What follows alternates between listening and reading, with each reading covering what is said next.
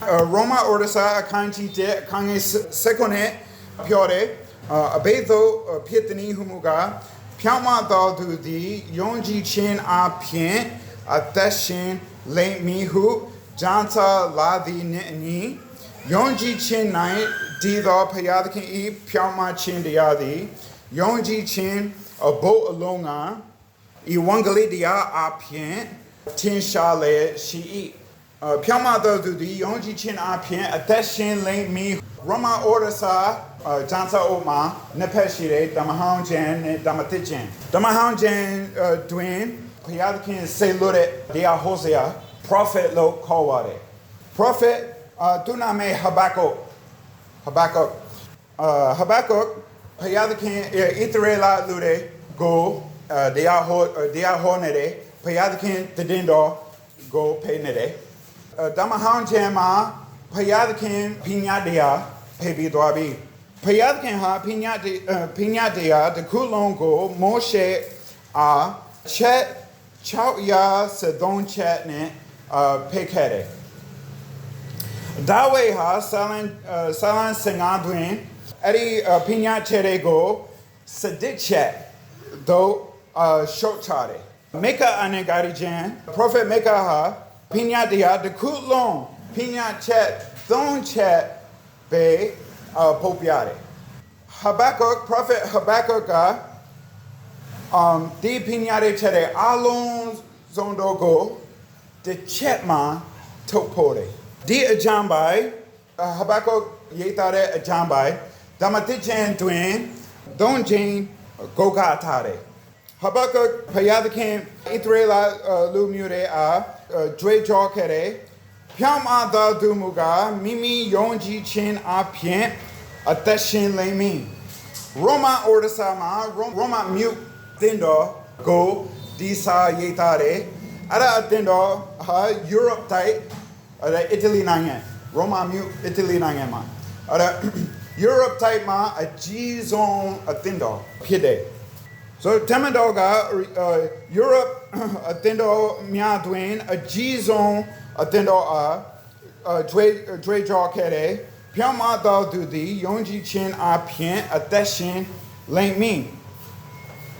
Tamanda Poluga Asha P a Dindo Mia Dwayne Galati Order Sama Asha type a Dindo Mia Dwayne a G zone a Dre Jaw Kere Piama Dal Dudi Yonji Chin A Pien a Deshin Lane Me Hebrew Order Sa Jam Pusiaga Ju Yonji Dure a Dre Jaw Kere Piama Dal Dudi Yonji Chin A Pien a Deshin Lane Me Janta Pina Shire Lono Wawa Namale Dole Kaledine Nale the ball poundade. Di Ajambai, the cha Ajambai, Shira Hade, Hwade Atende, Mishibu, Corridor I Pien Katendo, Amudo Go, Not Da Swine 9 Eat, Hudet, Sway Met Boy, Ganya, Mishibu, Payadakin di Mimi Night, the body, the thought go, Sunto Moody Dang on, Loki thought go, Chito Mui, Hudet. Sway sound ya Mishibu Dama Maho Dindo di Loki Nangan ya Shida Miato Dwaywe Wayne ya Tarawa Abondo Iwangali Diago Hopio Jalo Who Shidet a main chat Mishibu Tenshin do mu Di Hudo Jerusalem Mutiti Mimi Kimpon Bo Desasin do Mingala sound to do to me Keto Piensin Le Payada Kim a tan all night, Gonkin Beaumont, Synthetico, Nami E, or Hudet, Titia Kanya Mashibu. Knock about all delay, lose the appear go, can you wait, Jesu do net lagown, Ditsa do net lagown, Peas on let, Nado Dwayne, Tine do, Moody Pue, commit all night, the body do, Thado eat, Bone Keto, do eat bone dog go, Nado di, Mian Yaja be who. Daman Pina Mashiwu. Dabame Payadagan Ha, Amandia Chere, Alonzo Go, Clapade, a Topma, Topode. Piantma do do the Yonji Chin A Pien, a Deshin, Link Me. Di the Dindo Ha, လူတယောက်စီတိုင်းရောက်လာတယ်ခရစ်တော်မပါပဲဒီမနေ့လူတိုင်းနဲ့စကားပြောနေပြီးဖြောင်းမှတော်သူသည်ယုံကြည်ခြင်းအပြင်အသက်ရှင်လိမ့်မည်ခဏလေးနော်ဖြောင်းမှတော်သူသည်ယုံကြည်ခြင်းအပြင်အသက်ရှင်လိမ့်မည်အဲ့ဒါဖြောင်းမှရတော့ရောက်ပြီးတဲ့လူတွေဘုရားသခင်ဖြောင်းမှခြင်းခံရပြီးတဲ့လူတွေကောင်းကင်စရင်၌ဝင်ပြီးတဲ့နာမည်ရှိသူတို့ဖြောင်းမှတော်သူသည်ယုံကြည်ခြင်းအပြင်ဆက်လက်၍အသက်ရှင်လိမ့်မည်ဖြောင်းမှတော်သူသည်ယုံကြည်ခြင်းအပြင်အစင်မပြတ်အသက်ရှင်လိမ့်မည်ဧဝံဂေလိတရားဧဝံဂေလိသတင်းကောင်းတစ်ခုလုံးအထုပ်ထုတ်မှထုတ်ဖို့နိုင်တယ်ခင်ယေရှုဒေခန်ချင်းညောင်းနှင်းချင်းရှင်ပြန်ထမြောက်ချင်းကျွန်တော်ခေတင်ချင်းကျွန်တော်ကိုခေတင်ချင်းဖိတ်ဖို့တခင်ယေရှုအဲ့ဒါလို့တယ်အဲ့ဒါသတင်းကောင်းကျွန်တော်ကောင်းကင်ရောက်ဖို့ဆက်ပြီးကြိုးစားစရာမလိုတော့ဘူးဒီအကြံပိုင်အတေဖေ3မျိုးရှိတယ်ရောမာဩဒစာမှာပထမဦးဆုံးအတေဖေဖြောင်းမှတော်သူသည်ယုံကြည်ခြင်းအပြင်ထာဝရအသက်ရှင်လိမ့်မည်ကျွန်တော်ဖတ်ပြီးတဲ့ရောမာဩဒစာဒီစာအုပ်ငယ်တအုပ်လုံးခေတ္တချင်းတရားအကြောင်းဖြစ်ပါတယ်ဒီအကြောင်းပါကဒီခန်းမှာဖြစ်သွားနေတယ်ခေတ္တချင်းမရတဲ့သူရှိမှရောက်တယ်ခရစ်တော်ကိုမယုံသေးဘူးခေတ္တချင်းဖေဖို့ခရစ်တော်ကိုမယုံသေးဘူးဖြစ်စရင်ဟောင်းကိုရှင်းလေပြီးပြောလို့မရဘူးကျွန်တော်ခေတ္တချင်းအကြောင်းဆွေးနွေးတဲ့စကားသင်နားမလည်ဘူးတပည့်မွေးဖွားခြင်းအကြောင်းဆွေးနွေးတဲ့စကားကိုနားမလည်ဘူးခေတ္တချင်းအကြောင်းလည်းနားမလည်ဘူးဘေကခေတ္တချင်းကျွန်တော်အန်ဒီယေမှာမရှိဘူးဒီအခါမှာအန်ဒီယေမရှိဘူးဟုတ်ကဲ့ရုပ်ပိုင်းဆိုင်ရာအန်ဒီယေမရှိဘူးဒါပေမဲ့ဝိညာဉ်ဆိုင်ရာအန်ဒီယေရှိတယ်ဒီအချမ်းပိုက်ကနနက်မှာသင်ရှိကိုခုရောက်ပြီးဖြောင်းမှတော်သူသည်ယုံကြည်ခြင်းအပြင်အသက်ရှင်လိမ့်မည်လို့ပြောတယ်တမန်တော်ပေါလုဟာခေတ္တချင်းအစီအစဉ်ကိုဖိတ်ဖို့မဆောင်နိုင်ဘူးနောက်မှအဖြစ်တရားဤအခါကသိချင်းပေဒီလို့ရေးသားမယ်နောက်မှသူပြောမယ်ဂျန်ဆာလာဒီကဖြောင်းမှတော်သူမရှိတရားများမရှိနောက်မှပြောမယ်ဖျားသခင်ဖေးတော်မူသောဆုဂျေဇုတော်ကငါတို့သခင်ယေရှုခရစ်အပြင်သာရအသက်ပေသည်တပည့်မဲ့အဲ့ဒါပြောဖို့မဆောင်ဘူးလို့ခွန်ဆန်ရှိတွင်သူပြောတယ်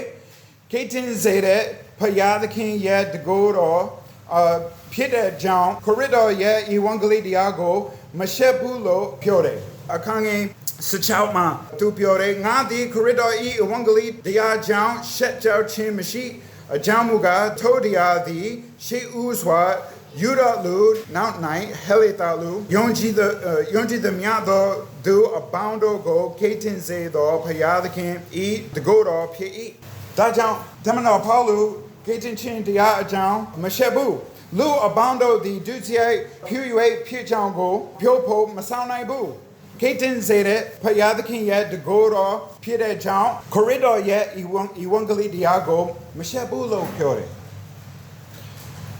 နောက်ထပ်ဖြောင်းမှတော်သူသည်ယုံကြည်ခြင်းအပြင်အသက်ရှင်လိမ့်မည်လို့ပြောတယ်ခရစ်တော်ရဲ့ဧဝံဂေလိတရားအဲ့ဒါပဲအထုပ်ငယ်တထုပ်မှာဧဝံဂေလိတရားရှိတယ်ဒီအကြံပိုင်မပြောတဲ့ဟာတွေဘာလဲဖြောင်းမှတော်သူသည်အဖြစ်ဘုတ်ပြဝန်ခံခြင်းဖြင့်အသက်ရှင်လိမ့်မည်လို့မဆိုထားပဲဖြောင်းမှတော်သူသည်ကုသိုလ်ခေါင်းတာလို့တာဖြင့်သက်ရှင်လိမ့်မည်လို့မဆိုထားပဲဖြောင်းမှတော်သူသည်ဘတ်တရေထုံတန်ဒလိအဖြင့်အသက်ရှင်လိမ့်မည်လို့မဆိုဖြောင်းမှတော်သူသည်ယုံကြည်ခြင်းအဖြင့်အသက်ရှင်လိမ့်မည်ခေတ္တချင်းမရတဲ့သူနားထောင်ပါစိတ်နှလုံးမှာတန်တရားရှိပြီးဓမ္မရာကိုရှာနေတဲ့လူနားထောင်ပါဖြောင်းမှတော်သူသည်ယုံကြည်ခြင်းအပြင်အသက်ရှင်လိမ့်မည်ဘုရားခင်ဟာအမှန်ဖြိုသူဖြစ်ပါစေလူတိုင်းလိမ့်ဖြိုသူဖြစ်ပါစေဘုရားခင်ဟာအမှန်ဖြိုသူဖြစ်ပါစေအဖြစ်ကိုခွင့်လွတ်နိုင်တယ်လို့ဆိုတော့လေလက်မှာအဖောက်မရှိတဲ့လူတွေကို လိန်ဖြိုးသူဖြစ်ပါစေဖယားသခင်ကအမှန်ဖြိုးသူဖြစ်ပါစေသင်ကောင်းတဲ့အခြင်းတွေဖြင့်ကောင်းခင်ဘုံကိုရောက်ဝင်နိုင်တယ်လို့ဖြိုးတဲ့သူများကလိန်ဖြိုးသူဖြစ်ပါစေဖြောင့်မတော်သူသည်အကျင့်အဖြစ်အသက်မရှင်ဘူးဖြောင့်မတော်သူသည်ပညာတရားလိုက်တာဖြင့်အသက်မရှင်ဘူးဖြောင့်မတော်သူသည်ဘုဇောတက္ကအဖြစ်အသက်မရှင်ဘူးဖြောင့်မတော်သူသည်နှစ်ချင်းခံချင်းဖြင့်အသက်မရှင်ဘူးဖြောင့်မတော်သူသည်ယုံကြည်ခြင်းအဖြစ်အသက်ရှင်လိမ့်မည်သူတို့ကောင်းဖြစ်ခြင်းလျင်ပင်သူတို့ကောင်းမဖြစ်နိုင်ဘူးကျွန်တော်အားလုံးသူတို့ကောင်းမဖြစ်နိုင်ဘူးဟေရှာယအနာဂါရီချန်အခန်းကြီး64အခန်းကြီး6ပြောတယ်ကျွန်တော်ရှိသမျှသည်စင်ကြယ်ခြင်းမရှိပါဖြူဖူးသမျှသောခုတော်ကောင်းမှုတို့သည်ညစ်သောအဝတ်နှင့်တူကြပါ၏ဘုရားခင်ရှေ့တော်မှာကျွန်တော်ဖြူဖူးသမျှသောခုတော်ကောင်းမှုတွေလုံးစုံတော်ဟာညစ်တဲ့အဝတ်နဲ့ညစ်ပါတဲ့အဝတ်ဖြစ်တယ်ကျွန်တော်ရှိသမျှသည်ဒီရွက်ကဲ့သို့ညွန်နွိုင်းလေရှိရွက်ကိုအဖြစ်တို့သည်လေကဲ့သို့ကျွန်တော်ကိုထိုက်သွားပါပြီကျွန်တော်ကိုထိုက်သွားပါပြီကျွန်တော်ကိုယ်တိုင်လို့တဲ့အဖြစ်တွေကိုယ်တိုင်လို့တဲ့အဖြစ်တွေကိုကျွန်တော်ကိုဖန်ပြီးသွားပြီကျွန်တော်ဓမ္မချင်းကိုလိုက်နေတယ်ကျွန်တော်အားလုံးလမ်းဝေးကြပြီကောင်းတော့အချင်းတော်သူမရှိတရားများမရှိကျွန်တော်ကောင်းတာလို့တာဟာမကောင်းဘူးလို့ဖြစ်တယ်ဒီကိုကောင်းဆန်မှုနဲ့လူသားတို့ချီမွန်ဆန်တာဖြင့်ဆွန်တင်နေကြတယ်စရုတိတာဒရမာဆိုရင်အဲ့ဒီချင်းသူလုံးမဲစရုတိတာဖေဖို့ကျွန်တော်ကို comment နော်အဲ့ဒါဟာဒီကိုကောင်းဆန်တဲ့စိတ်ရှိတယ်ဘုရားသခင်ပြောတယ်မဟုတ်ဘူးခေတင်ချင်းမရတဲ့လူတွေဟာဘုရားသခင်ရှေ့တော်၌သူစွတ်တန်ချင်းလေအဖြစ်ဒုစရိုက်ဖြစ်တယ်ကျွန်တော်သူတို့ခံဖြစ်ဖို့ကြိုးစားတော်လေသူတို့ခံမဖြစ်နိုင်ဘူးကိုယ်တိုင်မဖြစ်နိုင်ဘူးဘုရားသခင်ကိုနှစ်သက်စေတဲ့ဟာတခုပဲရှိတယ်ယုံကြည်ခြင်းယုံကြည်ခြင်းပါလေဘုရားသခင်ကိုမျှော်ကြည့်ပြီးစကားပြောတယ်ဘုရားသခင်ကိုရောကိုယုံကြည်တယ်အဲ့ဒီယုံကြည်ခြင်းကဘုရားသခင်ကိုစိတ်လှုပ်ရှားစေတယ်ဘုရားသခင်ရဲ့စိတ်နှလုံးတော်ကိုထုံဖြန်းစေတယ်တင်စီတော့ဘုရားသခင်လက်တော်ကိုဖွင့်စေတယ်ဘုရားသခင်ကိုရောကိုယုံကြည်နေပြီကျွန်တော်မှာဓမ္မမှာအဖြစ်ရှိတယ်လို့ယုံတယ်ကိုရောဟာနှုတ်ကပတော်မှာဖြောတော်မူပြီးအဖြစ်ဒုစရိုက်ရှိလို့ငရေတွားနေပြီးကိုယုံနေတယ်ယေရှုအသက်ရှင်ပြီးကျွန်တော်အဖြစ်ကိုဖိတ်စာဖို့အသေးခံပြီးမျောနေတယ်ရှင်ပြန်ထမြောက်ပြီးလို့ယုံကြည်တယ်ဘုရားသခင်ဒီကိုပဲယုံကြည်နေပြီကောင်းကင်ဘုံမှာရှိတဲ့ရွှေနဲ့ခင်းတဲ့လမ်းကျွန်တော်လက်ဆာရွှေဒီမြေကြီးပေါ်အဝတ်ရတနာအဝတ်ရတနာပို့ထိုက်တဲ့ဇင်ကြီးတဲ့ကောင်းကင်ဘုံမှာအဘုံမထိုက်ဘူးလမ်းကိုခင်းတယ်ပီလာမြေလို့ဖြစ်တယ်ဟုတ်တယ်နော်ရွှေခင်းတဲ့လမ်းမှာရှောက်တဲ့လူတိုင်းဟာယုံကြည်ခြင်းအပြင်အဲ့ဒီနေရာမှာရောက်မယ်ယေရှုရဲ့မျက်နှာတော်ကိုမြင်သူတိုင်းပို့ထိုက်လက်တော်မှာအဖရဲကိုမြင်သူတိုင်းတိုက်တဲ့ပြီးကြောင့်မမြင်ဘူးကိုပိုင်ခုတို့ခေါင်းမှုကြောင့်ခင်ယေရှုကိုမြင်မယ်မဟုတ်ဘူးကိုတော်ကိုယုံကြည်ပြီးလို့တခင်ယေရှုကိုတွေ့မယ်ခေါင်းကင်ကိုရောက်မယ်ယုံဖြောင်းမတော်သူသည်ယုံကြည်ခြင်းအပြင်အသက်ရှင်လိမ့်မည်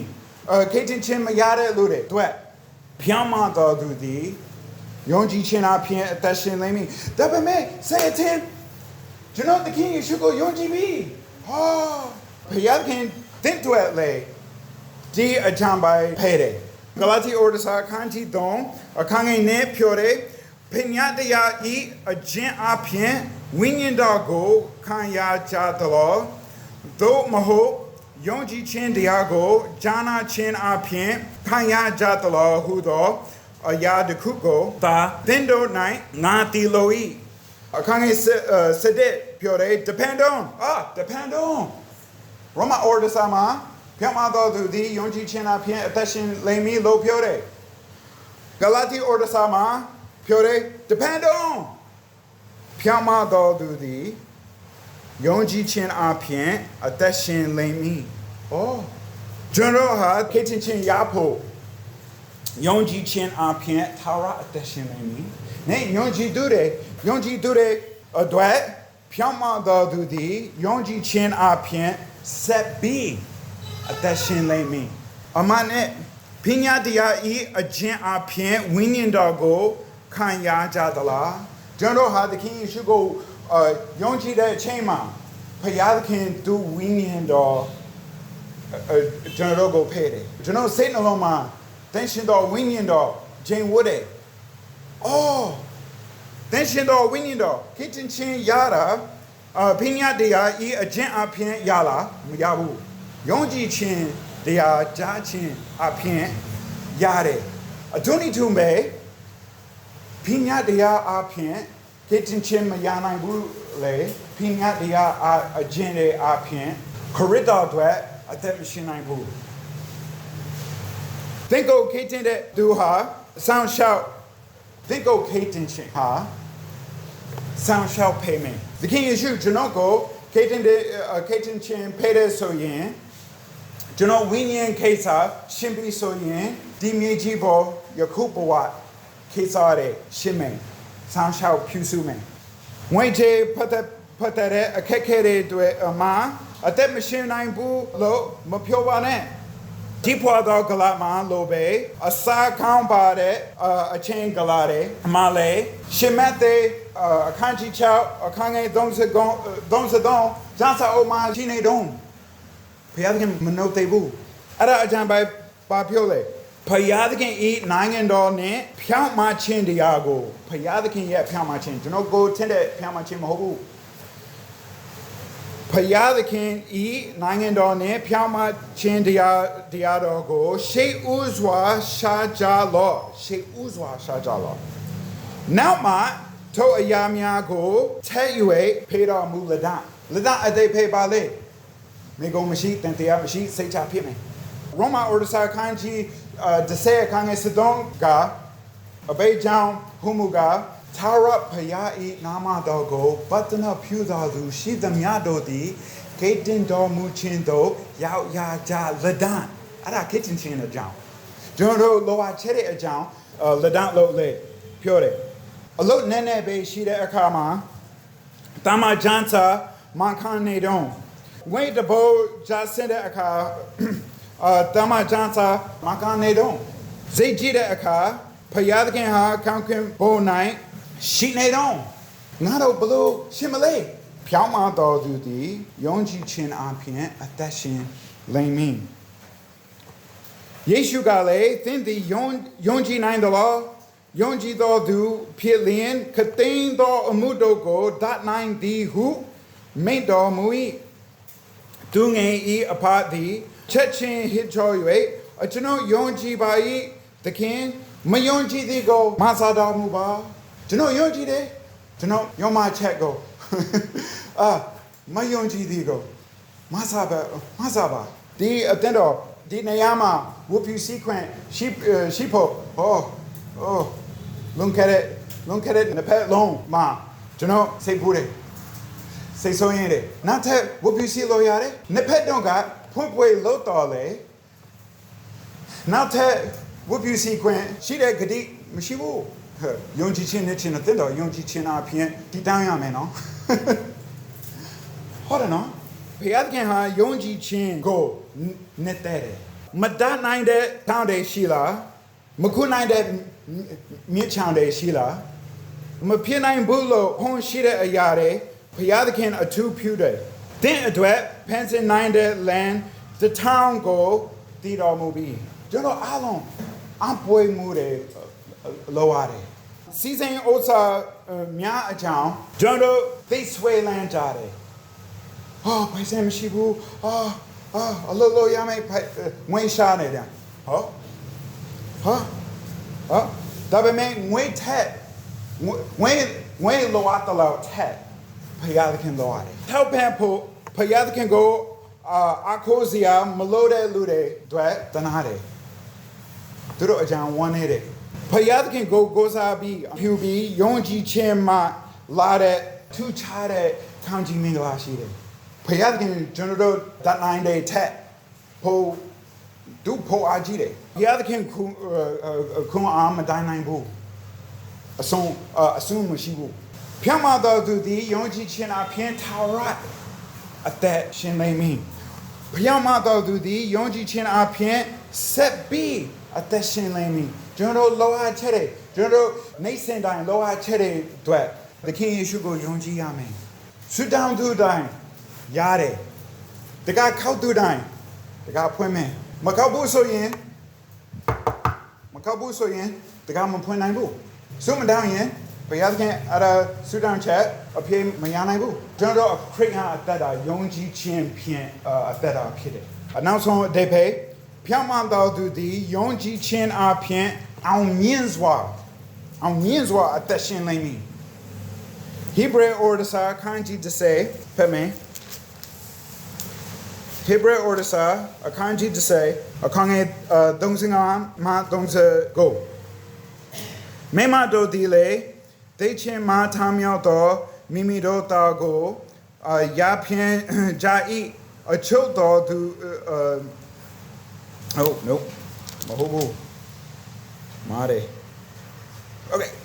35 Hebrew ဩရစာအခန်းကြီး30အခန်းငယ်35ထို့ကြောင့်ကြီးစွာသောအကျိုးနှင့်ရှင်းသောတင်တို့ဤ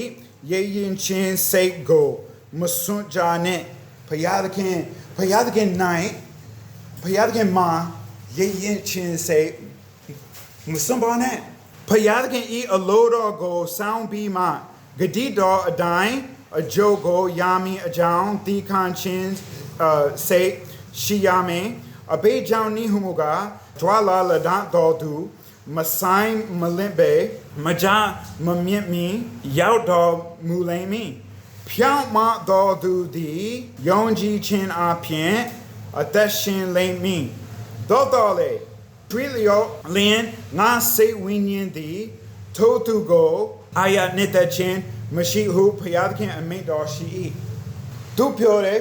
အောင်မြင်စွာဒီအကြံပိုင်ဟာအခက်ခဲတဲ့ရှိတဲ့လူတွေရှိတဲ့ယုံကြည်သူတွေတွေ့ရေးသားတယ်ဖြတ်မတော်သူသည်ယုံကြည်ခြင်းအပြင်ဂျိုးစားပြီးယုံကြည်နိုင်မည်ဖြတ်မတော်သူသည်ယုံကြည်ခြင်းအပြင်ဂျိုးစားအားထုတ်ပြီးအသက်ရှင်နိုင်မည်Roman order sa di ajam by go Korani do let wa garan do nyum pyare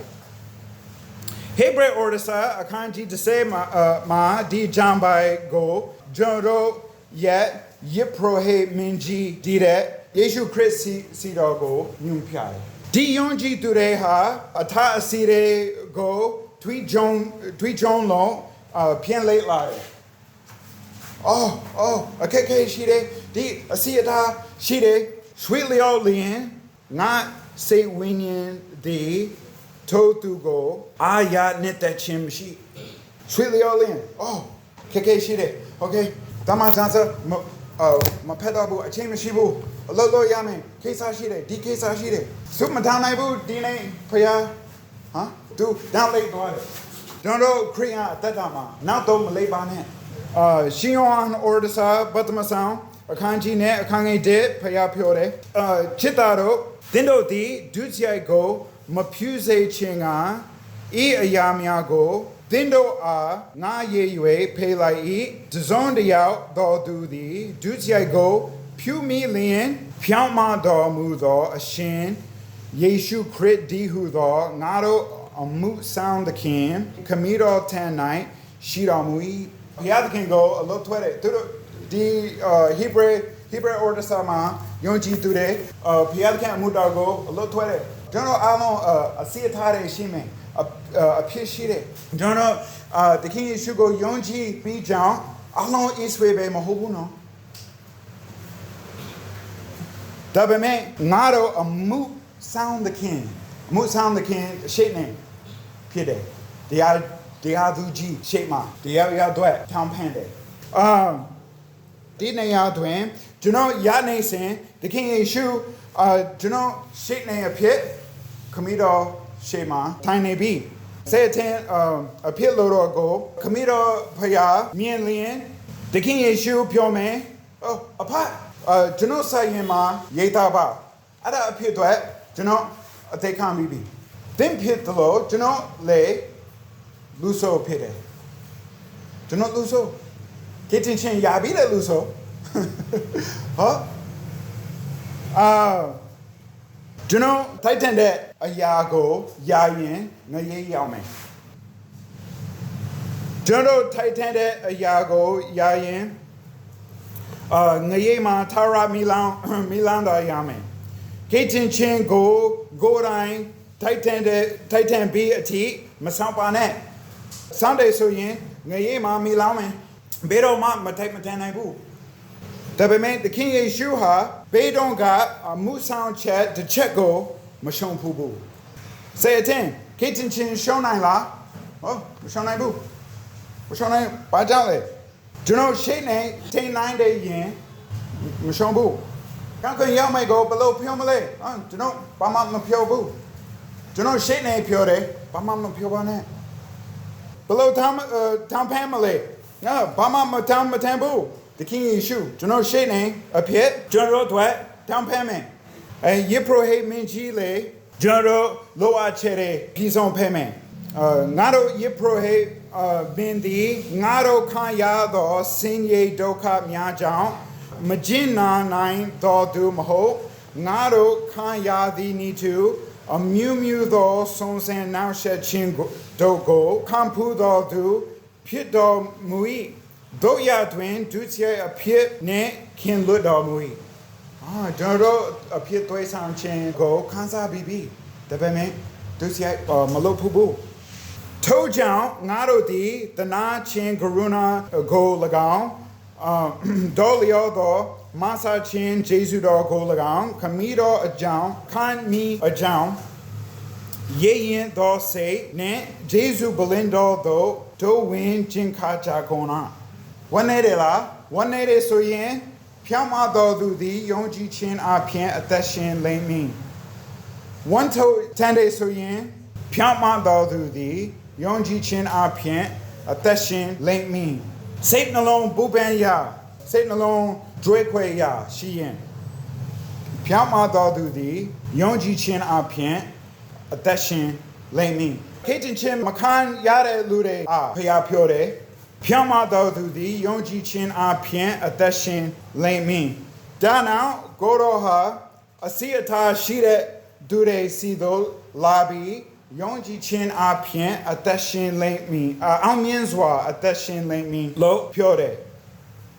တတိယအကျင့်ဒွါလာပြီးဖြောင်းမတော်သူသည်ယုံကြည်ခြင်းအပြင်အမြဲတမ်းအသက်ရှင်လိမ့်မည်လို့ပြောတယ်ကောင်းကင်ဟုခေါ်သောအရာကြောင့်ကြပြီးလွတ်လော့သူဤတင်တဲ့အိမ်ပဲပင်ပန်သူတို့တာယာသောစိတ်ပဲကောင်းကင်သည်လွန်လာပါရမယ်နေထထွန်းထောက်သောဖြီးရှိပေသည်ယုံချင်းဖြင့်သာမြင်နိုင်သောနေရာကျွန်တော်တို့အဖို့ထက်နိုင်ထုတ်ပြီးခမီးတော်အဖဖြင်းစင်လျက်ရှိယုံကြည်ယုံပဲယုံကြည်ယုံပဲအမှုတိုင်းဒါနိုင်သည်ယုံကြည်ယုံပဲခေတ္တချင်းမရတဲ့သူတို့ကျွန်တော်ပြောတယ်ယုံကြည်ယုံပဲအခက်ခဲတွေကျွန်တော်နေတဲ့သူတွေကျွန်တော်ပြောတယ်ယုံကြည်ယုံပဲဒါပဲလို့နိုင်တယ်အဲ့ဒါယုံကြည်ခြင်းလုံလောက်ပြီဟဘကုတ်ကတန်တရားရှိတဲ့လူတွေကြွေးကြော်တယ်ဖြောင်းမတော်သူသည်မိမိယုံကြည်ခြင်းအပြင်အသက်ရှင်လိမ့်မည်ရောမမျိုးရှိတဲ့အသင်းတော်ကြီးထမန်တော်ရေးသားတယ်ဖြောင်းမတော်သူသည်ယုံကြည်ခြင်းအပြင်အသက်ရှင်လိမ့်မည်ဂလာတိဖိမှာရှိတဲ့အသင်းတော်ယုံကြည်သူတွေနောက်ထပ်ရေးသားတယ်ဖြောင်းမတော်သူသည်ယုံကြည်ခြင်းအပြင်အသက်ရှင်လိမ့်မည်အခက်ခဲတဲ့နဲ့ဝန်တိုးတဲ့ရှိတဲ့လူတွေဖယားသခင်ပြောတယ်ဘာပြောလဲ ဖျောင်းမသောသူသည်ယုံကြည်ခြင်းအပြင်အသက်ရှင်လိမ့်မည်ကျွန်တော်တို့ဆုတောင်းကြရအောင်